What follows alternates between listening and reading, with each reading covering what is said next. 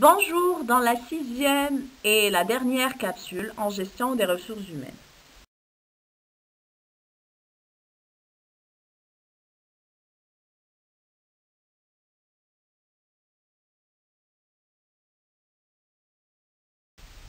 Dans ce 6e et dernier chapitre, nous allons voir ensemble l'analyse des métiers, des emplois et des compétences.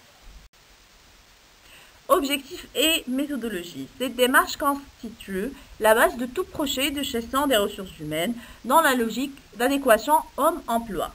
Elle commence par l'analyse des situations professionnelles, c'est-à-dire des différents postes de travail, des emplois ou des métiers par rapport à des objectifs à atteindre et ce en vue notamment de mettre en place une gestion des carrières, améliorer la gestion du recrutement, améliorer la gestion de la mobilité interne, améliorer la structure d'organisation du travail, réaliser une démarche de la gestion prévisionnelle des emplois et compétences, mettre en place un système de rémunération ou de rétribution, définir un programme de formation, requalifier ou enrichir certains emplois, prévenir les conséquences des changements à venir et adapter les emplois à un nouveau contexte.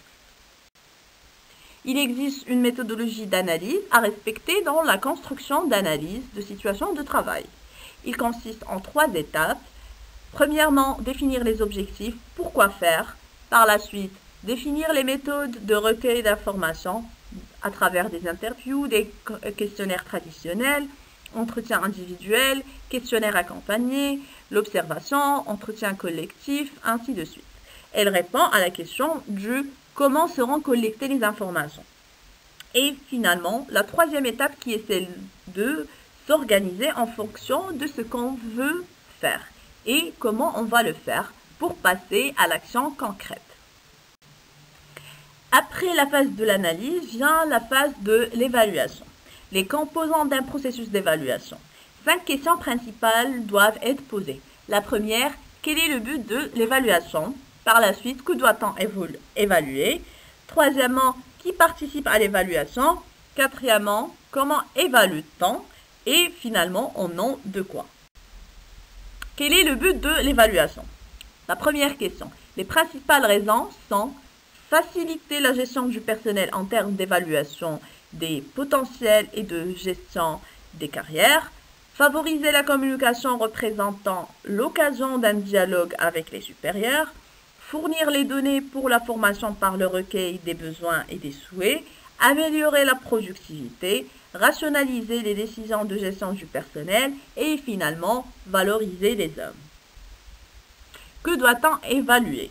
On peut évaluer les personnes de façon globale dans un environnement général, les comportements au travail individuels ou collectifs, le potentiel, les compétences.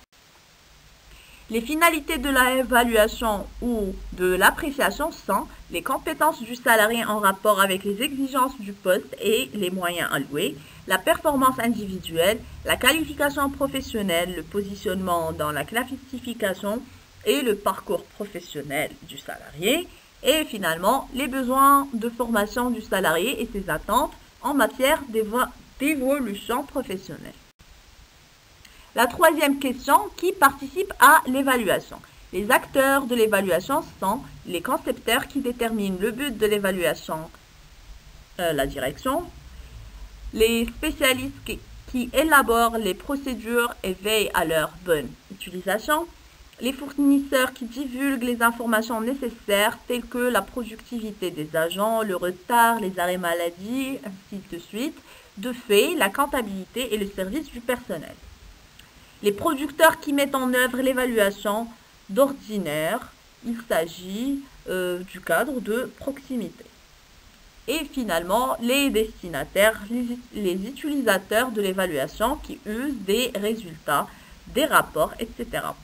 Soit les services ressources humaines ou la direction de l'entreprise. L'ensemble des salariés qui constituent la population à évaluer et qui vont, répondre aux questions de l'évaluation. La 5e question, comment évalue-t-on?